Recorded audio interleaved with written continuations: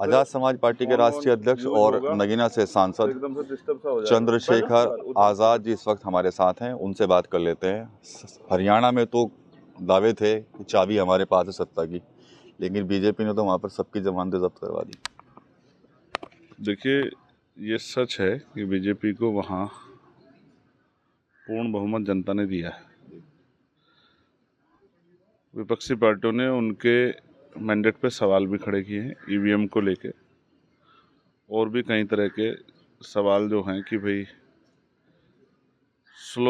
धीरे धीरे जो है गिनती की गई, एडमिनिस्ट्रेशन पे सरकार द्वारा दबाव बनाया गया। उससे इतर मैं ये कहना चाहता हूँ कि भाई हमने अपनी बात को जनता के बीच ले जाने का पूरा प्रयास किया, जनता को समझाने का पूरा प्रयास किया। जनता ने हम पे कम भरोसा दिखाया। हमें और मेहनत करनी चाहिए, ज़्यादा मेहनत करके ज़्यादा जन समस्याओं पर आवाज़ उठा के जनमत जो है अपने खेमे में करना चाहिए। ये कुछ घंटों में, कुछ दिनों में नहीं होता। मैंने ये भी महसूस किया संगठनात्मक कमजोरी भी थी। अब हम गलतियों से सीख लेके, क्योंकि ये कोई हमारा आखिरी चुनाव तो नहीं है, और ऐसा भी नहीं कि हम 10-20 चुनाव हरियाणा में लड़े, हम तो पहला चुनाव लड़े। हमने हरियाणा की महान जनता, उनके विचार, उनके व्यवहार से बहुत कुछ सीखा है, और उससे सीख लेके हम लोग हरियाणा में और बेहतर काम करेंगे और लगातार अपनी सक्रियता बनाए रखेंगे, क्योंकि हम चाहते हैं हरियाणा में भी आज़ाद समाज पार्टी ताकतवर हो, आज़ाद समाज पार्टी का प्रतिनिधित्व हो, और जिन विषयों की राजनीति आज़ाद समाज पार्टी उत्तर प्रदेश में या अन्य प्रदेशों में कर रही है, उन विषयों पर वहाँ भी चर्चा हो। जैसे मैंने कई बार कहा कि कॉमन एजुकेशन पॉलिसी लागू होनी चाहिए, समान शिक्षा, जिससे अमीर और गरीब, बड़े और छोटे के आधार पर कोई बंटवारा ना हो, सब लोग सरकारी स्कूल में बैठ के अच्छे से पढ़ाई करें, क्योंकि बिना शिक्षा के कोई तरक्की संभव नहीं है। और समान हेल्थ पॉलिसी कि चाहे राष्ट्रपति हो, प्रधानमंत्री हो, चाहे विधायक हो, चाहे मुख्यमंत्री हो, चाहे सांसद हो, चाहे गांव के सरपंच हो, चाहे प्रमुख सचिव से लेके किसी भी अधिकारी के बच्चे हों, थाना अध्यक्ष से लेके एसडीएम, कानूनगो, तहसीलदार, जितने भी सरकारी विभाग हैं, उन सब का बीमार होने पे और उनके परिवार का इलाज सरकारी अस्पताल में होना चाहिए, जिससे महंगाई के इस दौर में लोगों की जेब कटाई भी बंद हो और अच्छी जो है हेल्थ व्यवस्था हो कि बीमार होने पे बहुत अच्छा इलाज और जीवन रक्षा। तो इन पॉलिसी जो हमारा विचार है हिस्सेदारी का, बैकलॉग भरा जाए, नौजवानों को रोजगार मिले, और दो धंधे लग के जो है पढ़े लिखे बेरोजगार नौजवानों का ख्याल रखा जाए, बेरोजगारी भत्ता दिया जाए, जो वंचित जातियां हैं उनको जो है आगे बढ़ने के अवसर दिए जाएं, ये तमाम तरह की जो महिला सुरक्षा हुई, किसानों को एमएसपी गारंटी हुई, न्यूनतम वेतन, आपको याद होगा मैंने पार्लियामेंट में 29 जुलाई में आवाज़ उठाई थी कि न्यूनतम वेतन 700 रुपये होना चाहिए, और फिर हमने 11 तारीख को एक बड़ा आंदोलन भी किया, उसमें भी उस विषय को रखा। फिर सरकार को फैसला लेकर 783 रुपये न्यूनतम वेतन करना पड़ा। इसी तरह से हर एक मुद्दे पे हम लोग लगातार संघर्ष करते रहेंगे। हरियाणा शुरुआत, अभी बहुत कुछ हरियाणा में आगे काम बाकी है। अगले 5 साल तैयारी करेंगे, जनमत का सम्मान करेंगे। क्या लगता है कि हरियाणा में जेजेपी के अलावा किसी और से गठबंधन करते तो फायदे में रहते?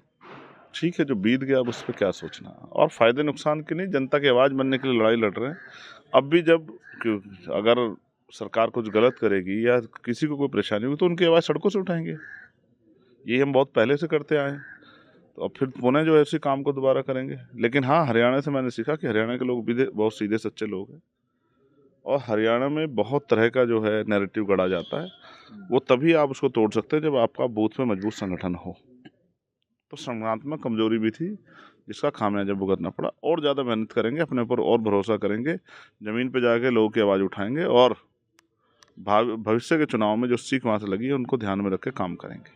अब उत्तर प्रदेश में भी 10 विधानसभा सीटों पर उपचुनाव होने हैं। आपकी पार्टी ने लगभग कई सीटों पर अपने प्रत्याशी घोषित कर दिए हैं, तो क्या कुछ तैयारी रहेगी? जो हरियाणा में हुआ उसका असर तो नहीं पड़ेगा इन पर? नहीं, देखिए, मैं फिर आपसे कहूँगा, आपको याद होगा 2022 का विधानसभा चुनाव,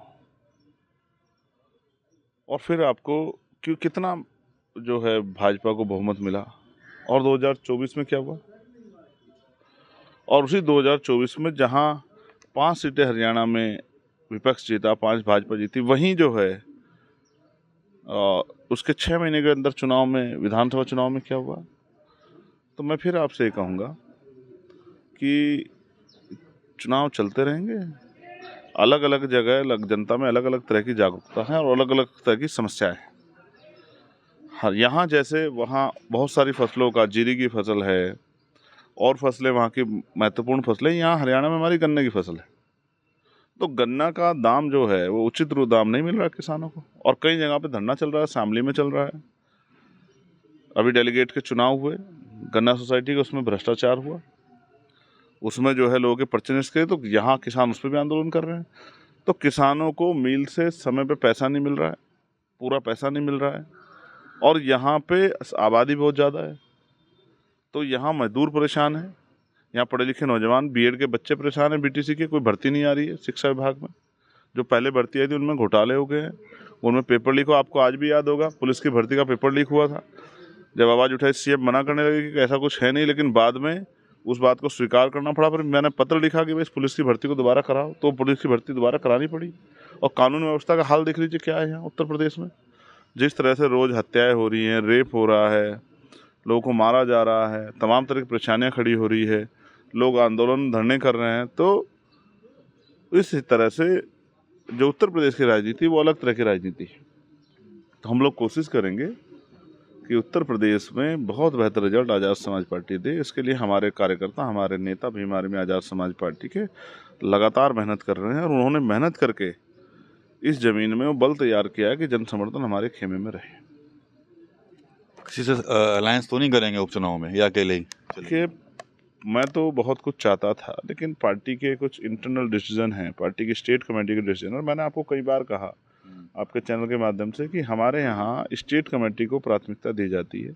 जो लोग फील्ड में काम कर रहे हैं, विधानसभा, जिले, प्रदेश में, मंडल में जो लोग काम कर रहे हैं, तो मैं तो कुछ चाहता था लेकिन वो नहीं संभव हो पाया, क्योंकि अभी तक वो संभव नहीं हो पाया, क्योंकि स्टेट की टीम ने अपने तरीके से, उनका मत ये है कि हमें जो जिस स्थिति में आज हम खड़े हैं उसका आकलन करना है कि हमने जो मेहनत की है पिछले 2022 से और अब तक 2 साल में हम कहाँ खड़े हैं और हमें आगे कितनी मेहनत की ज़रूरत है।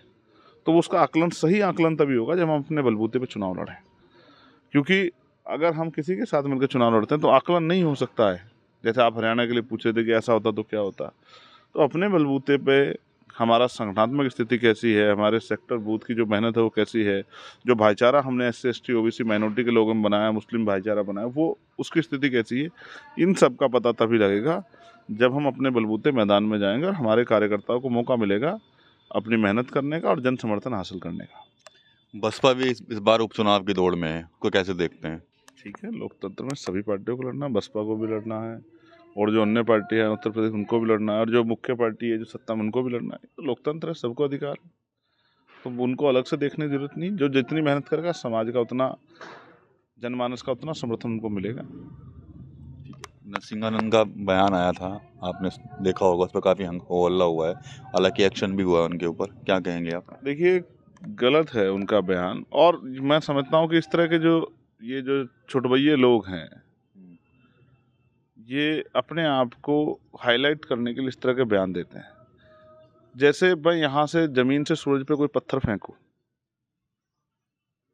तो ऐसा थोड़ा सूर्य का ताप का तो कम हो जाएगा, या जो सूर्य की जो दृढ़ शक्ति है वो कम हो जाएगी। तो किसी भी इष्ट के ऊपर अपमान करने से उनका अपमान नहीं होता है। ये तो हमारी जबान है कि हम अपने मुंह से कुछ भी कहते हैं। तो कर्मों के आधार पर समाज ने महापुरुषों का चयन किया है, पीर पैगंबरों का चयन किया। ऐसे नहीं किया है कि किसी को भी पीर पैगंबर मान लिया गया। उसके कर्म, उसने जो जीवन भर संघर्ष किया, किस लिए किया, अपने लिए किया, अंतिम व्यक्ति के लिए क्या, गरीबों के लिए क्या, कमजोरों के लिए क्या, या अमीरों के लिए क्या, उसका संघर्ष। जैसे देश के प्राइम मिनिस्टर पे खुलेआम ये आरोप लगते हैं कि वो पूंजीपतियों की, अडानी अंबानी के करीब हैं, उनके दोस्त हैं। तो हम ये जो इष्ट हैं जिनका चयन जो होता है वो उनके करैक्टर से होता है कि उन्होंने आजीवन क्या किया। तो हजरत पैगंबर मोहम्मद साहब का जब आप जीवन पढ़ोगे, मैंने तो उनको नहीं देखा, मैं तो इस्लाम धर्म का हिस्सा नहीं हूँ, लेकिन जब आप उनका जीवन पढ़ोगे तो आपको एहसास होगा कि उन्होंने किस तरह से पूरी ज़िंदगी जो है, जो हादसे पे लोग थे, जिनको अपमानित किया गया, जिनके साथ गैर, उनको बराबर लाने का और उनको कुर्सी देने का प्रॉफिट ने जो काम किया है वो अतुलनीय है। उसके कोई तोड़ नहीं है। शायद उसके बाद जो है 2-3 करैक्टर और हैं इस्लाम में, हज़रत उमर और तमाम लोग, जिन करेक्टरों ने जिन आदर्शों ने बहुत बड़े काम किए। और मैं तो ये भी कहूँगा, किसी भी धर्म के इष्ट पे टिप्पणी करना, चाहे वो सनातन के हों, चाहे वो इस्लाम के हों, चाहे वो क्रिश्चियंस के हों, चाहे वो बौद्धिस्टों के हों, और चाहे वो जैनों के हों, किसी भी धर्म के इष्ट पे टिप्पणी करना, उनको अपमानित करने के नज़रिए से ठीक नहीं है। मैं इसका समर्थन नहीं करता। और आप महसूस कीजिए, जिस तरह से भगवान बुद्ध की आलोचना यहाँ होती है, जिस तरह से ईसा मसीह की आलोचना यहाँ होती है, और क्या नहीं किया आप बताओ। ये हिंदू संगठनों के लोगों ने कितने चर्चों में जो है आग लगा दी, कितने चर्चों को तोड़ दिया, उनके पृष्ठ जो हैं जो वहाँ पढ़ाते हैं उनको पीट दिया। तो ये जो एक अंतर विरोध चल रहा है, इस विरोध का कोई तो अंत होगा। भारत एक बहुत विस्तृत शाखा है, एक बहुत बड़ी जो है दुनिया है भारत, और इसमें अनेक धर्मों के लोग रहते हैं। और किसी सिर्फ निजी स्वार्थ से, राजनीतिक एजेंडे से किसी को किसी भी धर्म पर टिप्पणी करके उनको अपमानित करना, ये ठीक नहीं है। मैं ऐसे हर व्यक्ति के खिलाफ सख्त कार्रवाई की मांग करता हूं जो इस तरह के कार्य करते हैं। और मैं सरकार से कहूँगा, भविष्य में वो इस तरह से जो है कार्रवाई करे कि दोबारा कोई इस तरह की ओछी टिप्पणियाँ, इस तरह की घटिया मानसिकता, निजी स्वार्थ या अपने आप को चमकाने के लिए इस तरह की भाषा का प्रयोग न करे, जिससे कि माहौल ख़राब हो। जिस तरह का माहौल इस बयान के बाद बना, अस्थिरता बनी, उससे नुकसान हुआ आम जनमानस को और आपसी भाईचारे को। ये नहीं होना चाहिए। एक बयान भी काफ़ी चर्चाओं में है, बटेंगे तो कटेंगे। तो ये मुख्यमंत्री का राजनीतिक बयान है। अब आरएसएस प्रमुख का भी आया है, भागवत जी का।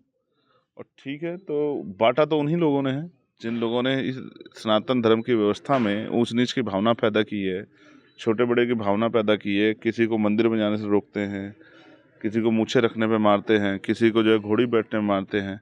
मैं तो इनसे कहूँगा कि इनको जाके समाज में गैर बराबरी के खिलाफ आंदोलन चलाना चाहिए, मंचों पर बैठ के बयान देने की बजाय। अभी आपने देखा उत्तर प्रदेश में एक हिंदू एमएलए को और एक हिंदू ही जो है उसने क्या नाम वकील ने सार्वजनिक रूप से पीट दिया। वो भाजपा के एमएलए, सोचे विपक्ष के एमएलए भी नहीं। तो कौन बांट रहा है? जाति धर्म के आधार पर ऊंच नीच की व्यवस्था आपने पैदा की है, जाति के आधार पर अपमानित करने का काम आपने किया है, जाति के आधार पर लोगों का शोषण करने का काम आपकी व्यवस्था ने किया। तो आप किस आधार पर कह दोगे बटेंगे कटेंगे? ये चुनावी नारा है। अगर इसमें जरा सा भी सच होता तो डॉक्टर बाबा साहब अम्बेडकर को बौद्ध धर्म की दीक्षा नहीं लेनी पड़ती। 2 दिन बाद 14 अक्टूबर है, 1956 में बाबा साहब अम्बेडकर ने बौद्ध धर्म की दीक्षा ली थी। इसी व्यवस्था से अपमानित होकर ली थी, क्योंकि इस व्यवस्था में ऊंचे पायदान में बैठे लोगों ने इस व्यवस्था में परिवर्तन को स्वीकार नहीं किया, जिस पर आज चर्चाएं होने लगी हैं। अगर उन्होंने इसको स्वीकार किया तो शायद आज स्थिति ऐसी नहीं होती जो आज बन गई है। ये सब इसी व्यवस्था में चोटी बैठे लोगों की जिम्मेदारी थी कि उस व्यवस्था को इतना जो है परिवर्तनशील बनाते कि इस व्यवस्था में पैदा हुआ आदमी अपने आप को अपमानित महसूस नहीं करता। आपको याद है डॉक्टर बाबा साहब अम्बेडकर ने क्या कहा कि मैं हिंदू धर्म में पैदा हुआ हूँ, ये मेरे बस की बात नहीं थी, लेकिन मैं हिंदू धर्म में मरूंगा नहीं, ये मेरे बस की बात है। तो एक विद्वान को इतना बड़ा कदम क्यों उठाना पड़ा? ये इसी आपकी व्यवस्था की खामियां देन है, जिसका पूरी दुनिया में जिसका सम्मान होता है, उसको क्यों जो है हिंदू धर्म छोड़ना पड़ा, सनातन धर्म छोड़ना पड़ा? इसका जवाब भी इन्हीं लोगों को देना चाहिए कि आप कब तक गैर बराबरी पर आधारित व्यवस्था को, ऊंच नीच की व्यवस्था को बना के रखना चाहते हैं, जाति व्यवस्था को। मैं तो मोहन भागवत जी से कहूँगा कि मैं उनका सहयोग करूँगा अगर वो जातिहीन समाज की स्थापना के लिए सरकार को आदेश करें। वो देश के प्रधानमंत्री कहें कि देश में जितनी जातियां हैं उन जातियों को डिस्ट्रॉयड कर दिया जाए, मानव एक समान होगा, सब लोग भारतीय होंगे। इनकी उस पहल का मैं समर्थन करूंगा अगर भागवत जी इस तरह का जो है सरकार को आदेश देते हैं। और अगर देश की सरकार भाजपा की जो कहते हैं, जो लगातार कह रहे हैं बटेंगे कटेंगे, अगर वो इस व्यवस्था को बटने कटने को रोकने के लिए और अगर वो जातिहीन समाज यानी कि जातियों खत्म करने की मुहिम चलाती है, तो भी हम जो है उनकी निगरानी करेंगे अगर वो ऐसा करते हो। कल आपने देखा होगा लखनऊ में जब अखिलेश यादव जाना चाह रहे थे जेपीएनआईसी, तो रोका गया, काफ़ी हंगामा हुआ है। तो कैसे देखते हैं इसको? इसी तरह से बहुत बड़े वंचित वर्ग की तरक्की को भी रोका गया व्यवस्था के आधार पे। और मैं कहता हूँ जितना आप किसी को रोकेंगे उतना जो है विरोध पैदा होगा। और ये जो ओछी राजनीति है रोकने रोकने की, मैं इसका समर्थन नहीं करता। सभी को अधिकार है कि वो देश का गौरव बढ़ाने वाले, गौरवशाली जो इतिहास है उसमें गौरव बढ़ाने वाले जो व्यक्तित्व हैं उनका सम्मान और उनकी तिथियों पे आयोजन करें, और उसमें किसी को रोकना जो है ठीक नहीं है। तो ये थे चंद्रशेखर आज़ाद, नगीना से सांसद। साफ तौर पर कहीं ना कहीं जो तमाम मुद्दे हैं हरियाणा चुनाव का हो या फिर उत्तर प्रदेश उपचुनाव का, उन पर जो इनकी राय है वो उन्होंने शेयर की। TV9 यूपी के लिए सहारनपुर से विकास कर